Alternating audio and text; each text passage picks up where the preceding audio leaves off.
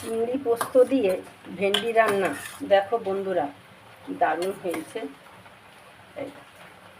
তোমাদের যদি পছন্দ হয় একবার লাইক কমেন্ট শেয়ার করে দিও, আর নিজেরা একবার ট্রাই করে দেখো। এইভাবে চিংড়ি পোস্ত দারুণ খেতে হয়।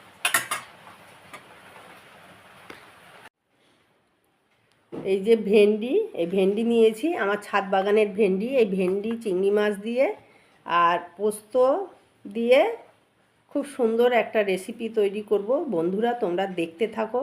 এই রেসিপিটা বারবার খেতে ইচ্ছা করবে, করলে আঙুল চেটে খেতে হবে, এত ভালো হয়। দেখতে থাকো কেমন করে করছি রান্নাটা। এই যে ভেন্ডি কেটে নিয়েছি, ধুয়ে নিয়ে কেটেছি এটা ভেন্ডিটা। তারপরে এই মশলা নিয়ে নিয়েছি, এই চিংড়ি মাছ নিয়ে নিয়েছি, এই সব রেডি করে নিয়েছি। এইবারে রান্নায় যাব। এই যে কড়া গরম হয়ে গেছে, এবার কড়াই আমি তেল দিচ্ছি।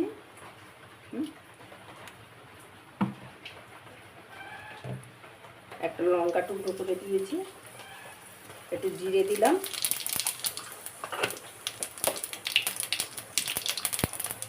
একটু পেঁয়াজ দিলাম,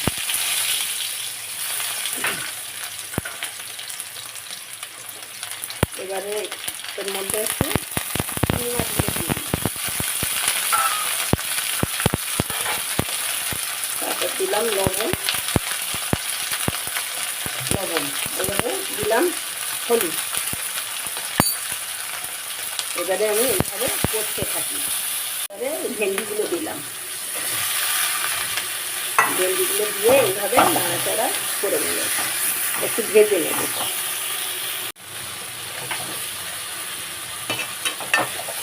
এই ভেন্ডি অল্প করে কষা হয়ে গেছে, আর এবারে এর মধ্যে মশলা দেবো।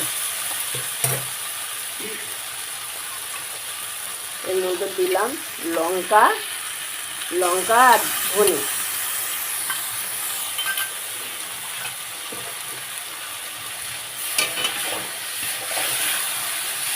এটা করতে থাকি। এই মশলা দিয়ে ভেন্ডি কষা হয়ে গেছে, এইবারে আমি এর মধ্যে জল দেব। এই যে জলটা দিয়ে দিলাম। এবারে এটা একটু ফুটতে থাকুক আস্তে আস্তে।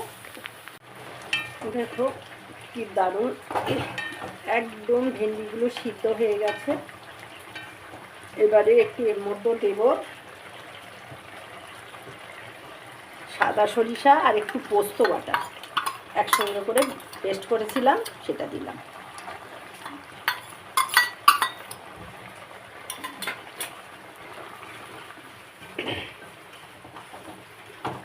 এবারে একটু লবণটা দেখে নেব। দেখো বন্ধুরা, আমার এই ভেন্ডি এইভাবে চিংড়ি দিয়ে ভেন্ডি রান্না তোমাদের যদি পছন্দ হয়, তাহলে ইউটিউব থেকে যদি দেখো লাইক কমেন্ট শেয়ার করে দিও।